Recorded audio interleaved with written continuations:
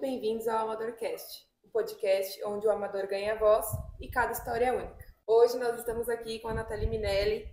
Ela é amadora, competidora de hipismo clássico e tem uma longa história para contar pra gente. Nathalie, se apresente pra gente. Oi, Ana, obrigada pelo convite. Estou muito feliz de estar aqui e poder contar um pouquinho da minha história. Vamos lá, são 35 anos de muita história por aí, muito amor aos cavalos. Nathalie, conta pra gente como você começou no hipismo clássico. É uma história assim que nem eu sei te falar por onde começou, mas é a minha mãe que conta que a primeira palavra que eu falei na vida foi cavalo. Não foi nem mamãe, nem papai, nada. Então, é uma paixão que veio comigo. Eu já ficava desesperada de ver os cavalos assim na marginal do Rio, de Sorocaba. Ficava alucinada. E um dia, minha mãe encontrou uma amiga que tinha uma escola de equitação em Sorocaba, chamada BITS, que era do seu Alfredo Amaral, da dona Irene, o pai do Fred, enfim, que são meus amigos até hoje. E eu fiquei louca para querer começar a fazer aula. Eu tinha 7 anos de idade. E minha mãe me levou. Gente, depois disso, para mim foi assim um despertar maravilhoso na minha vida, porque eu descobri que aquele animal tão grande, tão maravilhoso, tão poderoso, era tão sensível e generoso, né, com a gente. E aí eu comecei a montar na BITS. Lá a gente aprendia, né, o hipismo rural, praticamente. Então, assim, era a base, né, da equitação, mas, assim, mais o tambor, baliza, essas coisas. Aí eu acho que eu devo ter ficado lá uns 5 anos. Aí a vida foi passando, foi evoluindo. Ganhei meu primeiro cavalo lá. Ele chamava Soneca. Era um cavalo de polo, mas era muito bonzinho. Aí a gente falou, não, Soneca não dá, né? Vamos, então, mudar o nome dele. Aí ficou 880, ficou Sonic. Aí ficou o Sonic, esse cavalo ficou com a gente acho que uns 12 anos. Levei ele para morar na minha casa, morava em casa. Gente, Sonic, assim, ele era o nosso cão-valo, né, que eu falava, era um cachorro que ficava em casa. E nisso foi passando, fui montar no Palhato, montei no Monte Cristo, fui uma das primeiras turmas do Monte Cristo em 94. E aí fui me apaixonando cada vez mais pelo hipismo clássico, né, o salto, que foi onde eu me encontrei realmente, que é onde eu sinto a conexão toda, a adrenalina toda, a equitação toda. Eu acho que vem dali e eu me identifiquei muito bem com isso. E aí as coisas foram acontecendo, montei no Monte Cristo e nos anos 2000, como minha mãe ela é dona de escola de balé, a gente foi trabalhar em Portugal, numa escola de balé lá. A gente foi abrir uma filial, na verdade, em Portugal. E eu louca pelos cavalos. Eu não queria saber de dança. Eu queria saber dos cavalos. Aí a primeira coisa que eu fiz chegando em Portugal foi procurar uma escola de equitação. Caramba. Que foi aonde encontrei a Quinta da Marinha, em Cascais. E aí as coisas foram acontecendo, fui começando a montar lá, fui convidada a dar aula lá, comecei a trabalhar com isso também. Isso ainda na escola de dança e conciliando os dois. Como sempre fiz a vida toda, eu trabalhei com minha mãe até os 30 anos de idade, até casar, no balé, e com o cavalo a gente estava conciliando isso. Ficamos 3 anos em Portugal, tive uma bagagem maravilhosa da equitação europeia, da equitação portuguesa, inclusive de trabalho, aprendi também um pouco da equitação de trabalho portuguesa, que é assim, gente, é outro mundo, é outra vibe, é outra vida, e foi maravilhoso. Aí voltamos para o Brasil, em 2003, e eu meio que assim, sem saber para onde ia, encontrei com o Eric Zorzeto, meu amigo, e ele falou assim, tô com os cavalos aqui, vem montar. Eu falei, pô, legal, vou montar, né? Aí comecei a montar no Eric e tal, comecei, né, ele estava no Monte Cristo na época.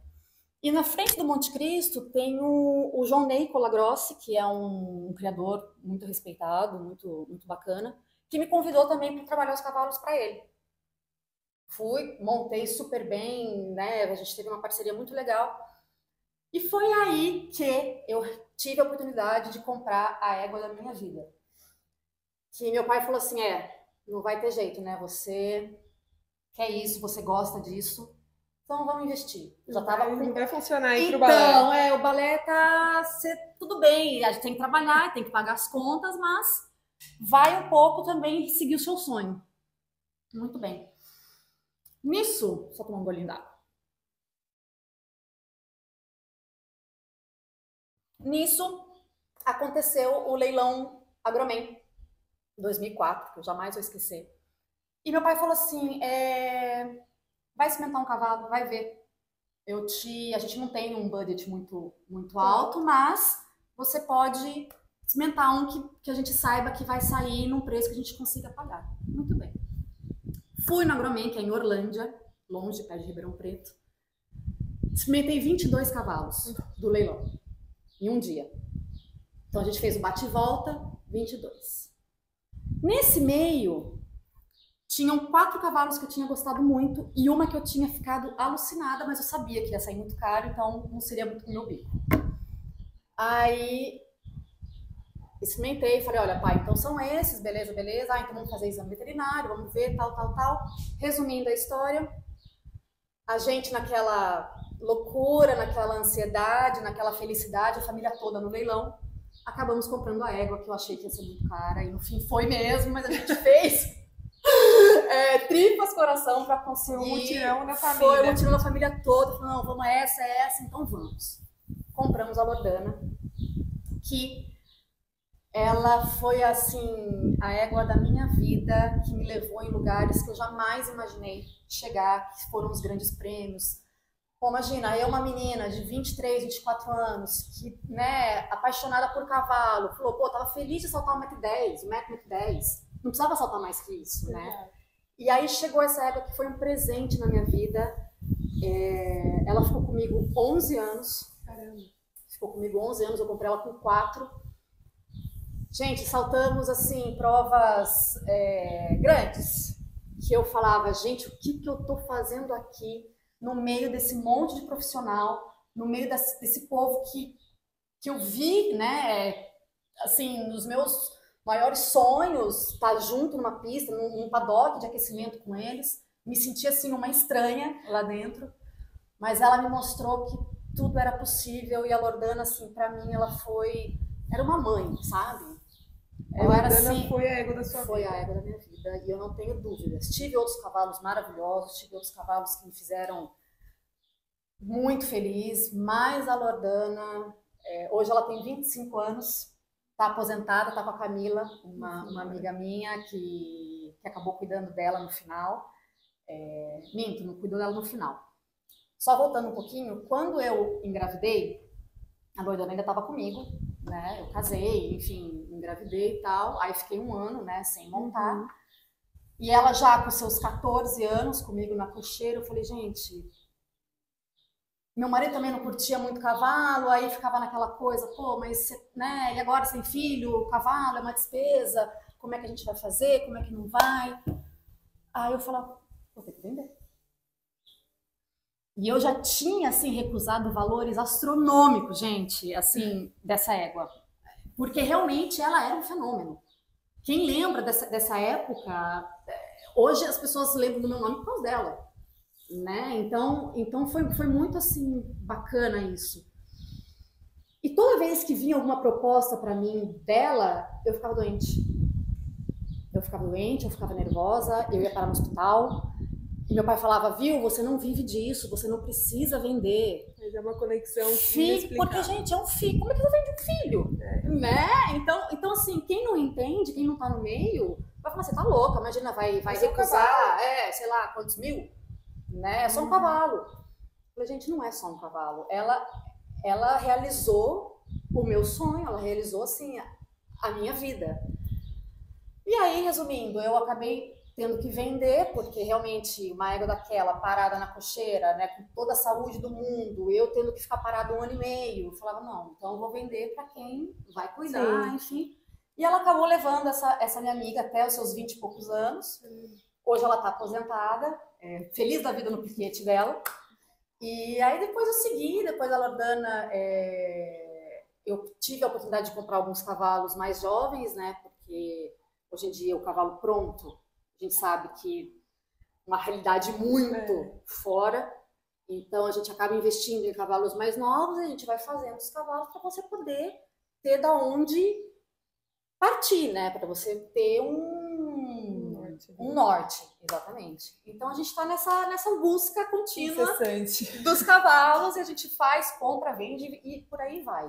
E isso que você trouxe agora é uma realidade que a gente vem vivendo em todos os esportes, né? Com grande parte dos convidados, eles trazem justamente isso, né? Dos valores hoje de animais prontos, que se tornam mais difíceis de comercialização ali, ou você tem que se desprender de um valor muito alto, ou realmente buscar um animal um pouco mais jovem, realmente para começar a moldar e realmente ele entrar ali no seu estilo, né, de montada. Claro. Eu acho que a gente tá com esse problema em todas as modalidades. E às vezes, a gente até brinca, assim, às vezes, eu brinco em casa, né, eu falei, poxa, eu podia gostar de natação, né, é comprar uma touca e um maiô e pronto, E 300, tá ótimo. Agora, assim, o problema hoje que eu vejo muito do mercado do cavalo, eu tenho amigos e amigas que têm criação, que têm aras, e a gente vai nos aras e realmente você vê o perrengue que é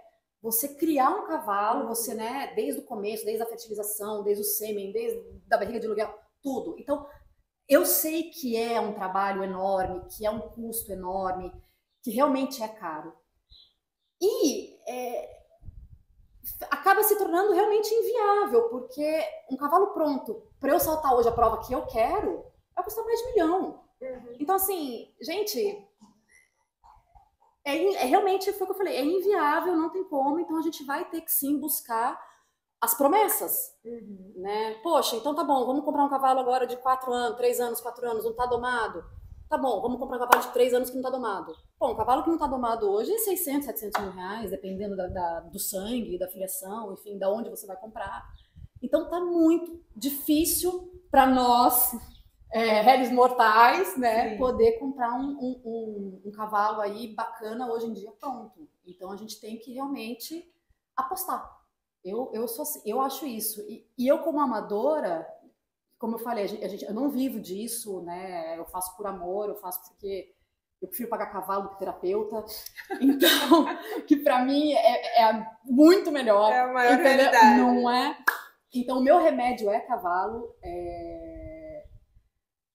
É muito gostoso e gratificante você ver isso, você comprar realmente um cavalo novo e ir fazendo e ver até onde ele vai chegar. Essa égua que eu tô hoje, eu comprei ela 4 meses atrás, então assim, a gente tá um conjunto de informação ainda e eu tô, assim, querendo muito saber para onde vai dar, sabe? E ela veio, ela é uma argentina, ela chegou há pouco tempo, veio com um trabalho muito, assim, básico, e a gente tá tentando fazer com que ela chegue, sim, pra eu ver se eu me acalmo um pouco e fico só com ela por enquanto, entendeu? Não, mas que ela vire esse cavalo bacana que a gente tá querendo que ela vire. Não, mas eu vi vocês duas em pista, estão se adaptando muito bem. Estamos tentando, olha, estamos lá, estamos juntos. E Ná, tem algum momento marcante, assim, você trouxe, né, de estar dentro de pista com algumas pessoas que você nunca imaginou, em pistas talvez que você não tenha imaginado, mas você conquistou algo que você, assim, não esperava e que foi muito importante para você? Olha, eu vou te falar uma coisa que não é de agora, tá? Quando eu montava no Monte Cristo, isso em 97, 98 mais ou menos, a gente teve o prazer, o privilégio e a honra de montar com Alfinete, que é o nome, assim, para mim, é o nome master do hipismo nacional, que ele era pai, ele é o saudoso Alfinete, na verdade, ele já faleceu, e ele é pai do Zé Roberto Reinoso, que é campeão Bolt nacional, ele tem vários prêmios, Cavaleiro Olímpico e tal. E o Alfinete, ele foi um ápice, assim, da minha conquista, sabe? Quando você vê criança, e a gente chegava no Monte Cristo de criança, assim, chegava às 6 horas da manhã, que eu fazia minha mãe me levar às 6 horas da manhã para ver o Alfinete trabalhar, gente, os cavalos. Era um negócio, o cara trabalhava ao passo, durante 2 horas ali, e o cavalo, aquela coisa, né? Então você via lá no Monte Cristo tinha um paredão assim de vidro que dava para, tipo isso aqui assim, dava para mata, para os piquetes e tal, e o Alfinete naquele frio, aqueles cavalos enormes que a gente era pequena, né? Então aqueles cavalos enormes e ele trabalhando todo de gel na cabeça, impecável. Então assim, eu tenho essa imagem dele às 6 horas da manhã, o cavalo ao passo, aquela fumaça saindo da narina. Olha, até me arrepia, gente. E E você criança, tendo a oportunidade de ter um cara desse, dando aula para você, por mais que você não entenda muito, assim, eu acho que se fosse hoje, nossa senhora, entendeu? Seria... Meu Deus, mas assim, eu com meus 12, sei lá, 13 anos, tendo aula com ele, talvez eu nem soubesse a importância disso na época. Mas hoje eu falo assim, eu acho que foi uma das minhas maiores conquistas sem eu saber. Entende? Assim, foi. E é uma coisa que eu levo para a vida. Então, por exemplo, pô, as coisas do hipismo clássico, né? Montar sem cinto, imagina, jamais. Você andar com a casaca aberta. Então, assim, a etiqueta, a educação do hipismo clássico, eu aprendi tudo com ele. E isso é uma coisa que a gente não vê mais. Sim. Né? Você vê assim, você vai às vezes nos concursos e você olha, poxa, gente, né? Cadê toda a estirpe que tinha? A estirpe, cadê a educação, principalmente das crianças dentro de um paddock? Não sabe que é direita e esquerda, é aquela bagunça, machuca várias vezes, tem aqueles atropelamentos todos. Eu saí um pouco fora do assunto, mas eu vou chegar lá. Então, ele ensinava muito isso, sabe? Isso eu levo para minha vida. Sempre, para mim, foi minha maior conquista, é ter essa educação com os outros, educação com os seus cavalos, educação com as pessoas, orgulho do que você está fazendo, orgulho do que você está vestindo, sabe? Eu acho que é isso. Essa é a minha maior conquista, foi o que eu aprendi com ele e o que eu sigo tentando manter, sabe? Com as minhas coisas. A próxima pergunta ia ser justamente essa, se você tinha alguém, um ídolo, família, alguma inspiração que te levou a isso, ao hipismo. Então, o primeiro, com certeza, foi o Alfinete, né? Que foi essa pessoa que, para mim, assim, não existe, é insubstituível mesmo. Sou muito fã, hoje, não tô querendo puxar o saco não, mas do Felipe, meu professor. Assim, eu levei muitos anos para encontrar um lugar que realmente eu me sentisse acolhida, que eu me sentisse... Como é que eu posso explicar? Que eu me sentisse assim, que a pessoa tá junto comigo, entendeu? Que todo mundo, que tem um grupo de pessoas que fazem a coisa acontecer. Isso a equipe, né? É a equipe. Então, assim, hoje, com meus 42 anos de idade, depois de 30 e tantos anos no hipismo, eu encontrei um lugar que eu tenho orgulho de falar que eu monto e que o Felipe, meu professor, sou muito fã dele, sim. Acho que eu nunca falei isso pra ele, tô falando agora. Ele vai ver no podcast. Vai. E, claro, os cavaleiros internacionais, eu sou muito fã do Steve Guedar. Eu acho que ele assim, é o espelho do que eu vejo, o que é o hipismo, que é realmente o respeito, o cavalo, a elegância. O cara é um fenômeno suíço. É um fenômeno. E não mais, quer dizer, né? O que eu queria falar é a minha mãe. Porque a minha mãe, ela é uma pessoa, acho que é a pessoa mais batalhadora e guerreira que eu conheci na minha vida, e não é porque é minha mãe, não, é porque ela nunca me deixou desistir. Nunca. Por mais assim, poxa, Nathalie, a gente não tem dinheiro para isso, sabe? Não, você não vai fazer isso, você não. Ela falou sempre assim, nunca desista do que te faz sorrir. E onde eu tô sorrindo sempre? É aqui. É cima de um cavalo. É no cavalo, é onde eu me sinto em casa, Ai, gente, eu não sei explicar, é meu oxigênio, eu acho, entendeu? Eu já tentei parar várias vezes, né? Já tentei, já tentaram me fazer parar várias vezes, mas eu falo, gente, perde o sentido. Vai perder o sentido da minha vida, entendeu? Porque eu sempre fiz tudo pros outros. O cavalo é a única coisa que eu faço pra mim. Sim. Né? Então, assim, que é uma coisa minha, sabe? Que eu venho aqui, é o meu momento, eu venho aqui, eu me distraio, sabe? Eu respiro, eu converso com meu cavalo, com a minha égua, e ela não vai me responder, ela só vai me agradecer, ela só vai me fazer carinho, ela só vai pedir biscoito. Tá ótimo. E eu acho que, sim, a maior ídola da minha vida é a minha mãe. Muito legal. Ina, teve algum momento de dificuldade que você pensou ali, poxa, esse momento, para mim, eu vou ter que repensar se é isso que eu quero? Teve algum momento? Quando eu vendi a Lordana. Quando eu vendi a Lordana e eu voltei, né, depois da licença maternidade, quando eu voltei a montar, sabe quando você não se encaixava? Eu não sei, era um negócio que você falava, puxa, será que eu sou amazona de um cavalo só?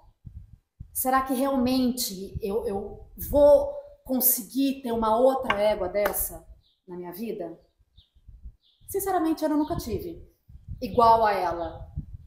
Mas a vontade que eu tenho de seguir em frente, de não desistir, porque se eu desistir, para mim vai perder sentido, é muito maior do que qualquer frustração que eu tenha tido, sabe? Então, tô lutando até hoje, não encontrei uma égua igual a ela, tive outros cavalos, tive outros problemas do esporte, claro, que a gente sempre tem. Uma desilusão numa prova aqui, uma queda ali, um erro de percurso, né? E por aí vai. Mas eu acho que hoje, se eu te falar assim, puxa, naquele momento eu pensei em desistir? Não, nunca pensei em desistir. Desanimei, mas nunca desisti. Nunca pensei nisso. A não ser que eu tenha Deus me livre, alguma fatalidade, assim, sei lá, algum acidente, alguma coisa, mas assim, eu quero montar até que eu estiver bem velha, dor na coluna, bico papagaio, tudo que tiver. Até quando Deus permitir, Deus permitir, tô montando. Tô nem aí. E hoje, atualmente, qual altura você tá saltando? Então, hoje que eu tô com esses cavalos ainda aqui, né? Eu tô cada hora eu brinco que eu sou amadora freelance, sabe? Então, eu tive uma troca muito grande de cavalos em pouco tempo, porque eram cavalos novos, então quando começava a pegar, né, tipo 1,10 m, 1,20 m, vendi. Aí 1,10 m, 1,10 m, 1,20 m, vendi. Então hoje eu tô na 1,10 m, 1,20 m, disputando essas provas, dependendo do cavalo. Dependendo dos amigos que falam, olha, monta meu cavalo, eu falo, gente, será? Imagina, pergunta pro macaco se ele quer banana. Óbvio que eu monto cavalo, né? Imagina. Então, amadora freelance, tamo. E aí, então, eu tô saltando essas provas. Saltei agora o 1,10 m, o Paulista de Amazonas, fui com a égua de uma amiga minha, Fabiana, muito querida. Tô com essa égua nova agora, que ela tá no 1,10 m, 1,20 m também. Então, assim, esse ano agora, nesse momento, eu tô avulso, assim, estamos esperando para ver o que vai dar. Estamos nessa medida. Estamos nessa, mas assim, se surgirem, a gente vai vendo. A minha categoria mesmo, hoje, se fosse, seria 1,30 m, né, amador top aí, se Deus quiser, 1,40 m mais pra frente, vamos ver se eu tenho coragem, né, porque depois de velha a gente fica meio... Quem já fez tudo isso, imagina, gente. Faz tempo. E como funciona a sua rotina de treinos?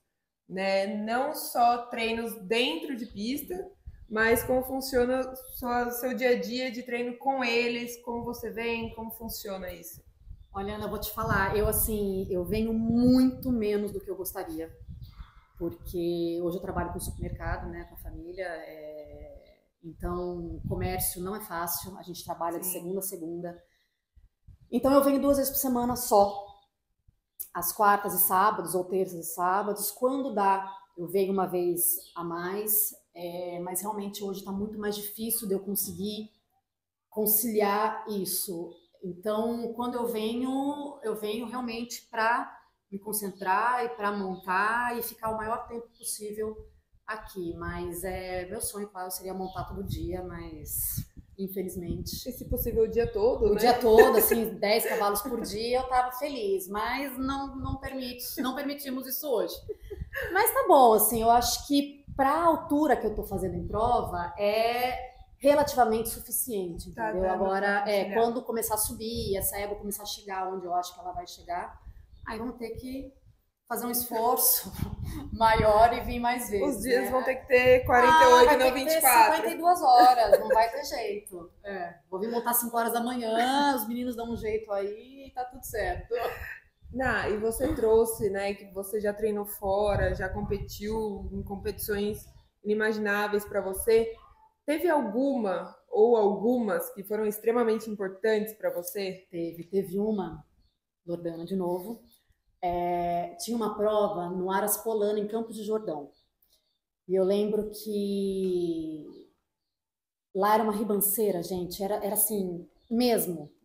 Era embaixo da montanha. Era um Aras que ele era todo para baixo. Aí tinha um platô que era a pista e as cocheiras, mais barranco para baixo.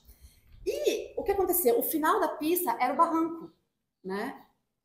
Só que, gente, era tão lindo montar lá. Era lindo porque você montava no meio realmente das montanhas. Era demais, demais, demais.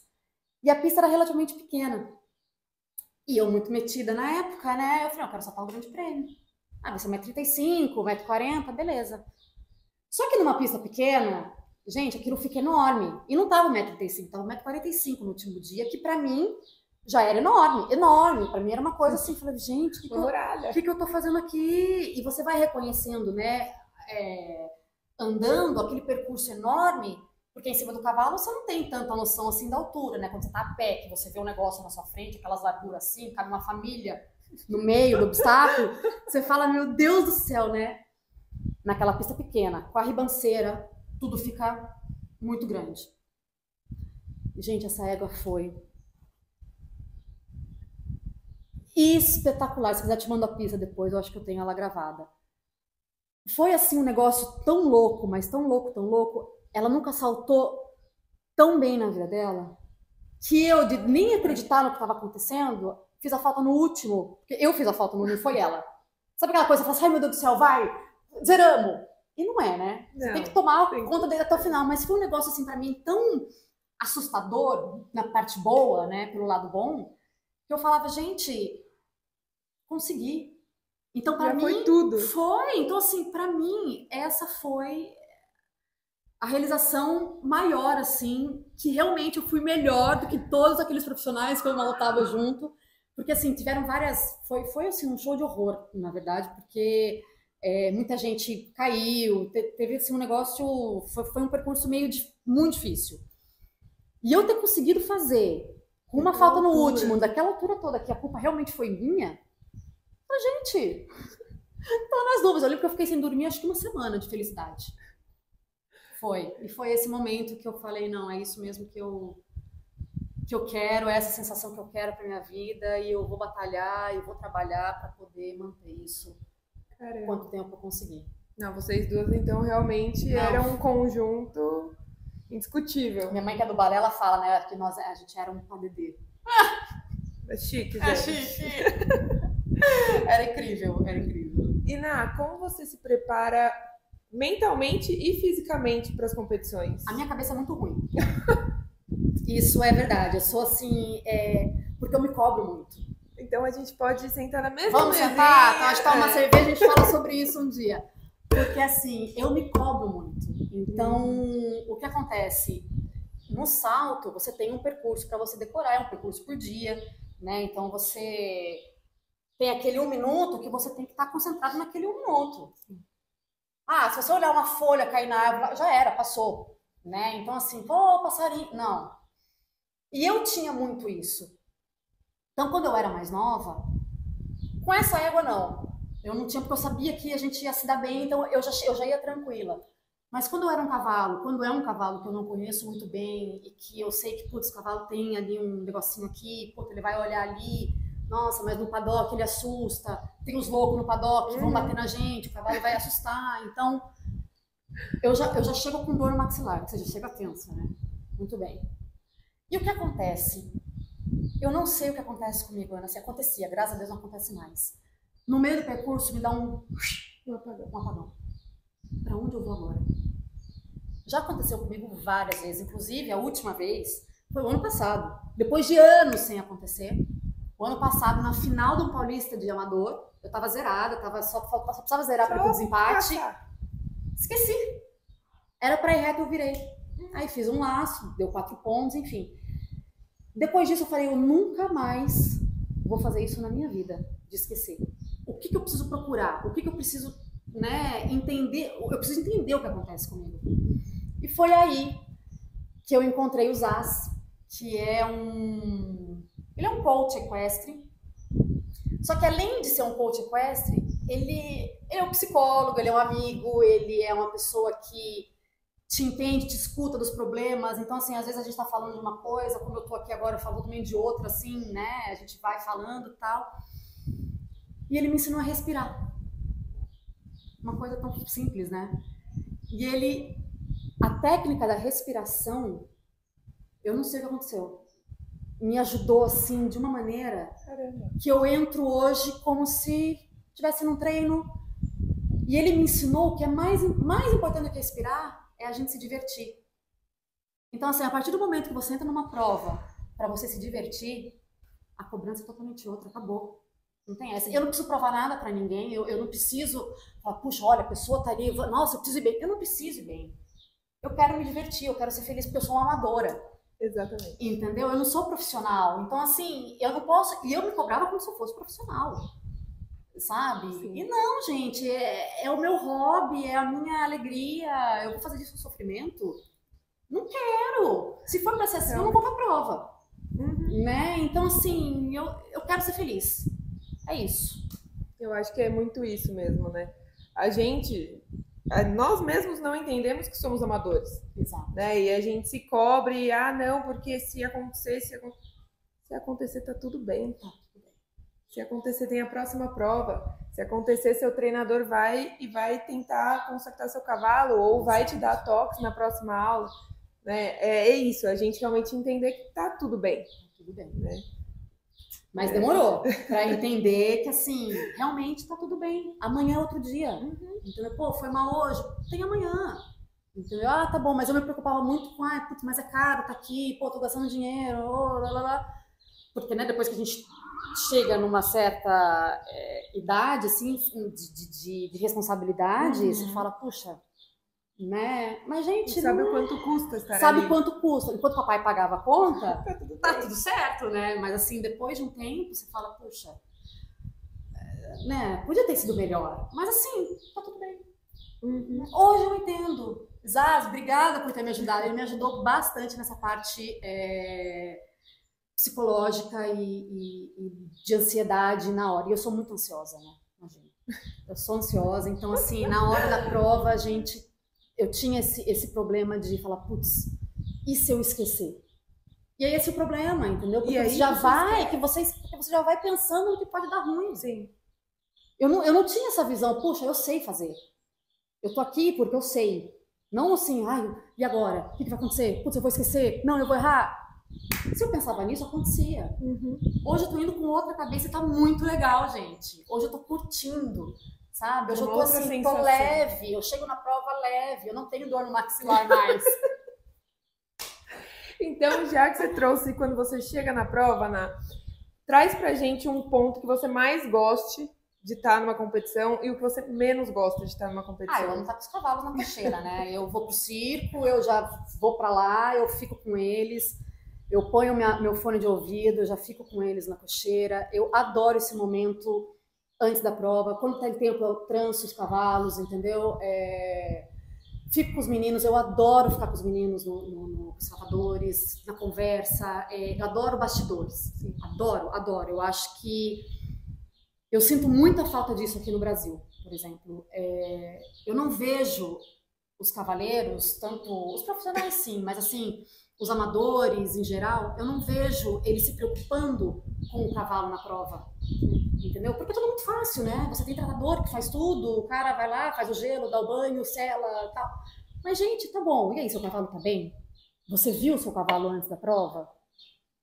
Eu acho que ninguém mais do que a gente que monta tem que saber se o seu cavalo tá bem, né? Então, assim, puxa, o cavalo não dormiu bem, olha, tá com inchadinho na mão. Eu passo a mão no cavalo inteiro quando eu chego na prova. Quero saber se ele tá bem, sim, né? Se dormiu bem, se comeu bem, se tá tomando água. Eu sou muito preocupada com isso mesmo, assim, com os cavalos. Então, a primeira coisa que eu faço quando eu chego, eu vou lá. Eu tenho a Letícia, que é linda, da Dinâmica Animal, que ela é fisioterapeuta dos cavalos, então ela já faz a massagem. Eles são muito bem tratados, né? Melhores do que a gente, na verdade. Então, assim, é a capa magnética, é tudo. Acupuntura, tudo, físio. Então, assim, eu quero que meus cavalos estejam bem. Eu brinco que, assim, quando na outra vida, se eu virar um cavalo, eu quero ser um cavalo meu. Porque é muito bem cuidado, né? É muito bem cuidado. E aí, essa parte que eu gosto. A parte que eu menos gosto das competições é o que a gente falou no começo em off aqui, que é a baixa valorização dos amadores nas provas. Porque quem, além de nós, vai dar um cavalo para um profissional montar? Quem que mantém o esporte? Né? Somos nós. Então, assim, por que amador não tem premiação? Por que o amador é tão desvalorizado? Por exemplo, você tem ideia, tem muitas provas que vai até primeiro, segundo e terceiro, que ganha medalhinha e escarapela. Eu falei, gente, não precisa dar dinheiro, mas dá uma medalhinha e escarapela até o sexto, pelo menos, pra gente ficar feliz. Eu fico muito feliz, né? Eu fico muito feliz em levar uma escarapela e uma medalha pra casa. Agora, gente, não tem cabimento isso, né? Então, pô, o amador não ganha nada, o amador só paga. Paga e não ganha nada. Poxa, olha, legal, você ganhou R$200 na prova hoje. Uau! R$100 não paga nem meu frete. Não paga nem o cordão do feno do cavalo. Então, assim, eu acho sim que falta essa valorização nas provas pra gente, entende? Eu acho que quanto mais agradar o amador, pô, mais feliz o cara vai estar. E mais vai investir no esporte, né? Então eu acho que isso é em toda modalidade. Eu acho que não é só no salto, eu acho que em toda modalidade. Às vezes eu vejo provas de tambor, pô, os caras dão trailer, dão um caminhão, mas deve ser pra profissional só, né? Normalmente são nas categorias tirateima ou aberta. Eu acho o máximo. É mais complicado. Pergunta aqui, então, do salto nem isso tem.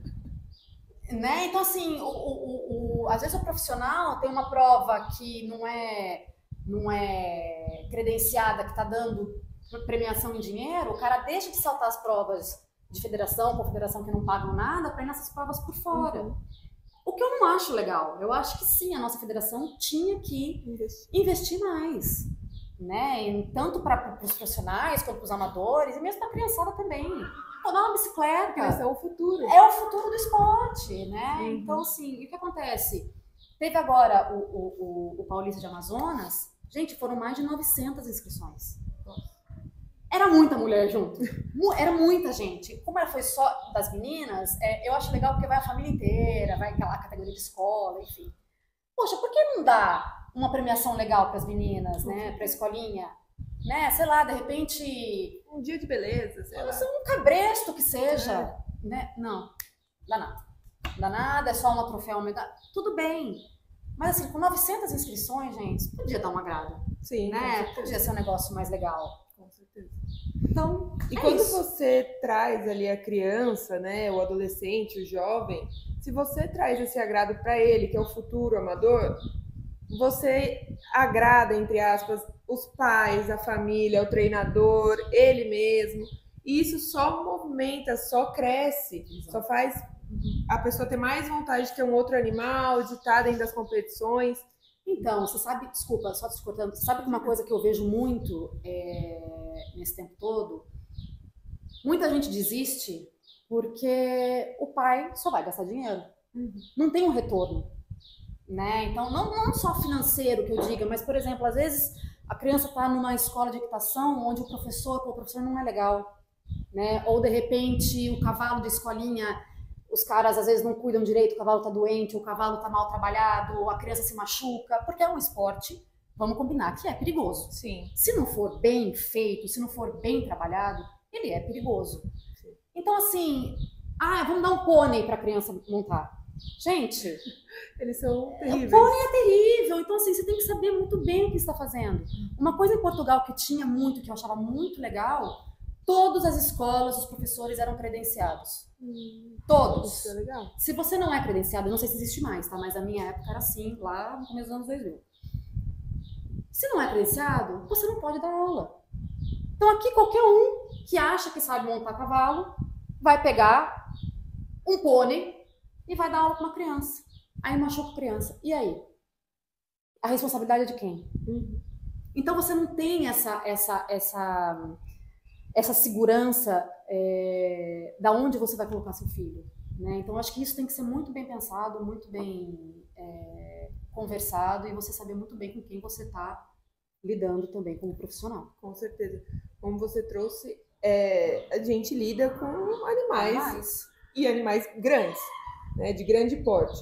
Então qualquer coisinha se torna uma coisa grande. Um acidentezinho vira um acidente grande. Exato. Uma quedinha vira uma quedona. Exato. Né? Então, realmente, tem que ser muito pensado, muito analisado para onde você vai, com qual profissional você vai. Exatamente. Né? Então... Estudar aquilo, saber com quem...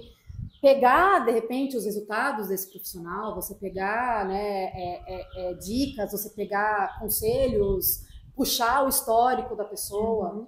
Porque, assim... como em todo esporte, como em todo mundo, como todo meio, você tem as pessoas boas e tem as pessoas não tão boas, né? Tanto de caráter como de profissionalismo. E uma coisa que a minha mãe sempre fala, que eu procuro muito nas pessoas e nos lugares que eu vou, é o seguinte, ela fala assim, para você ser um bom profissional, em qualquer área que seja, na sua vida pessoal, você tem que ter 3 fatores. É um tripé, ela fala, que é caráter, talento e responsabilidade. Se você tem caráter e talento, mas não tem responsabilidade, não vai funcionar. Entendeu? Então, assim, é o trio que vai segurar a sua vida profissional, pessoal, em qualquer coisa que você vai fazer. Então, eu sempre me atento a isso. Pô, se eu vou num lugar, eu quero que seja, assim, responsável, que tenha caráter e que tenha talento. Se não tiver talento, para mim não funciona. Se não tiver o caráter, não funciona, e a responsabilidade também não. Então, eu acho que é um trio, né? É o combo. E, por favor, quando for procurar um profissional, gente, procure isso. Né? Porque é um esporte maravilhoso, maravilhoso, mas são animais e foi o que você falou, qualquer acidente vira um negócio novo. E também para a pessoa acabar não desistindo daquilo, Com né? Como certeza. você trouxe inicialmente, às vezes são tantas decepções que a pessoa desiste de uma coisa que é o prazer dela, que é não só o hobby, mas é realmente o lazer dela, né? Exatamente. O prazer dela de estar ali. E às vezes esse profissional que acompanha essa pessoa é tão errado que ele fala, a culpa é do cavalo, vamos trocar. Não, a culpa é do cavalo, vamos trocar. E o pai vai investindo e não tem retorno e acaba trocando cada vez mais por cavalos que não funcionam para aquela pessoa, porque o profissional só pensa no lado financeiro, né? E você acaba com o sonho da criança, com o sonho da pessoa. Sim. E com a conta bancária também, por que não? Você acaba perdendo dinheiro, porque vamos combinar, a gente gasta muito mais do que a gente ganha. Sim. Financeiramente falando, né? A não ser que você tenha sorte aí vendo cavalo por zilhões, mas não tá fácil, é difícil, né? É difícil. Então eu acho que é mais ou menos por aí. Para você, algo que só quem vive o hipismo clássico, entenderia. A sensação de um salto bem feito. Gente, assim, na minha visão, assim, não só um salto, mas um percurso bem realizado, um percurso bem feito, um percurso que você fala, puxa vida, que delícia, sabe? Eu prefiro fazer um percurso bem feito do que ganhar uma prova. Eu ia te fazer essa pergunta agora. Eu, às vezes, falo, putz, às vezes eu ganhei uma prova, mas eu não tô mal, toda capenga, chacoalhando, você fala, nossa, que horror! Não tem aquele gosto, né, que você fala, nossa, que orgulho. Então eu sou dessas. Consegui reunir meu cavalo. Gente, perfeito, saltou redondo, dei todos os lances certos, eu fiz a curva certa. Porque você sabe, né, mulher, a gente tem um pouco de dificuldade com tangências. Não temos? Então a mulher, quando a gente faz uma curva bem feita, perfeita, que chega aquela distância maravilhosa, você fala, meu Deus do céu, muito mais gostoso do que ganhar uma prova. Eu sou suspeita porque normalmente meus tambores são ali na curva. Aquele meio quadrado! Vai, não vai. Então, realmente, quando sai perfeito, você fala... Não é, gente? Gente, então... nem acredito que eu consegui. E várias vezes eu tô na estrada, assim, pensando, não, gente, agora eu vou fazer aquela curva assim, eu tô no carro, sabe, pensando. Muito louca isso, né? Desde criança eu faço isso. Eu acho distância e lombada. Olha que louca. Não, faço, adoro. Né? Ó, o que faz você ser assim. Gente! O hipismo clássico aqui, ó. Quanta distância a da distância. lombada. Aí. Não, às vezes eu tô, sei lá, eu fui agora pro Beto Carreiro com meu filho, a gente fez uma viagem, e sabe assim, eu fui no carrossel, aí eu tava contando o lance, eu falei, não, olha, se for ali, imagina no carrossel, porque tinha fila no brinquedo, fui no carrossel. Não, então a gente só pensa nisso. Eu só penso nisso. Então, assim, eu meço distância em lombada, eu sou dessas. Meço. Ina, quais são os seus planos futuros e objetivos? Então, esse ano eu tô com o apoio do Porte Clube Sorocaba, que é um clube muito grande de casos de Sorocaba, eles estão com mais de 400 membros. E eu tô tendo a felicidade de ter o apoio e patrocínio deles esse ano, assim, o que é muito legal, porque não tem essa cobrança, não tem nada, eles querem estar no meio, que é muito legal. porque tem tudo a ver carro, cavalo, enfim. Então, como eu estou com esse aval, eu estou querendo saltar tudo que eu puder. Tudo bem que já estamos acabando praticamente o ano, né? O calendário já está quase no fim, mas eu com essa égua nova agora, a gente está tentando colocar ela terminar o ano com ela redonda nas provas, para o ano que vem a gente começar com tudo. Mas estamos aí, não se esqueça que eu sou uma amadora freelance, que se alguém quiser que eu salte cavalo em prova como amadora, estamos aí, total disposição. Vou chamar você para ir pro tambor. Eu já te falei, eu vou sair voando na primeira curva, mas a gente tenta. Os cavalos são muito rápidos. Não, imagina, mas você salta, você vai. Vamos no tambor, você vem no salto. Bora. Vamos. A gente faz um X1. Vamos, vai, meu Deus. Ai. E o que você pretende conquistar? Tem um título que você ainda pretende conquistar, que você ainda almeja esse título? Claro que o título brasileiro é o que a gente sempre sonha, né? O máximo num brasileiro, do título brasileiro que eu cheguei foi em 4º lugar. Nem me lembro o ano, faz um tempo já, foi com o Lituano, um cavalo também de um amigo. Mas para te falar bem a verdade, assim, o que eu almejo é ter uma boa equitação, é eu sair feliz da pista, é eu sair realizada e continuar com esse lugar delicioso, maravilhoso dos cavalos, entendeu? Eu não sei se eu almejo tanto assim, poxa, já tive esse sonho, quero saltar a Olimpíada, de criança, né, essas coisas. Mas eu acho que eu já cheguei no que eu queria e eu quero mais, sabe? Que é a convivência com os cavalos e o título é consequência. Você é feliz, né? Muito feliz. Iná, então pra gente finalizar, você tem alguma mensagem para quem está iniciando ou para quem já está no esporte, mas tá ali engatinhando ainda, precisa, né? Você tem uma história maravilhosa aí. Então, para alguém que esteja ali necessitando de um conselho, de alguém que já passou por muita coisa, coisas boas, coisas ruins, né? Por uma história grandiosa aí, tem algum conselho pra gente? Eu acho que o primeiro de tudo é você encontrar um lugar que te complete, sabe? Você pesquisar realmente, que foi o que a gente já falou. A partir daí, 1000 caminhos andados, porque você estando com a equipe certa, desde o veterinário, desde do ferrador, tendo uma equipe, gente, que trabalhe a seu favor, assim, e não contra você, coisa que já aconteceu comigo também, isso não tem preço, sabe? E você procurar um cavalo que te sirva, né? Porque não adianta nada você falar, poxa, eu quero um cavalo, aí o cara vai lá, te dá um cavalo X que não vai te servir, você vai ficar cada vez mais frustrado. Então, realmente sim, procurar um excelente profissional, pegar referência e você se sentir bem e amar o que você faz. E principalmente, gente, amar antes o bicho e depois o esporte. Com certeza. Entendeu? Porque essa história de amar mais o esporte do que o cavalo, pra mim, não funciona. Não funciona. A gente ama os cavalos. Sim. Entendeu? Então, primeiro eles... Acho que essa é a maior dica que eu posso dar, entendeu? Ame primeiro os animais e depois o esporte. Com certeza. Eles não são máquinas, né? Não são máquinas. E nem descartáveis, pelo amor de Deus. Quebrou, compra outro. Não é assim. Não é. Não é assim. Então, vamos amar os bichos. E isso é uma coisa que a gente vem vendo, né? Não, é o que mais tem. É o que mais tem. Triste, mas... Eu acho muito triste. Eu, de verdade, assim, eu já vi várias coisas que você fala, poxa, às vezes o cavalo serviu a cela da pessoa a vida inteira, deu todos os prêmios, tudo maravilhoso. Não deu certo, quebrou, solta no pasto e seja o que Deus quiser. Gente, eu não consigo entender uma coisa dessa.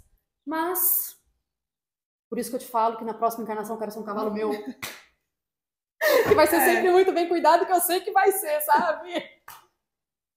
É isso mesmo. É isso. Ná, muito obrigada por compartilhar conosco sua história, né? Sua trajetória grandiosa. Obrigada. Obrigada por mostrar para todo mundo aí que existem possibilidades. Por mais difícil que seja, a pessoa consegue galgar e chegar onde ela busca, né? Ná, deixa suas redes sociais pra gente, para as pessoas conseguirem te acompanhar toda a sua trajetória nas provas aqui, acompanhar você o tempo todo. Ai, gente, Ana, eu que agradeço imensamente o convite. Eu achei assim super legal. Eu nunca tinha feito um podcast, foi a primeira vez. Desculpa se eu falei coisas demais, mas eu falo mesmo. Então, gente, eu não tenho muitas redes sociais, tá? Eu só tenho o Instagram, que é Nathalie_Minelli, com 2 L's e I. Facebook eu também não uso mais, mas é Nathalie Minelli. E por enquanto é só. Não sou tão moderna, tão tecnológica, mas a gente está aí. Obrigada por acompanharem mais um episódio do AmadorCast, o podcast onde cada história é única.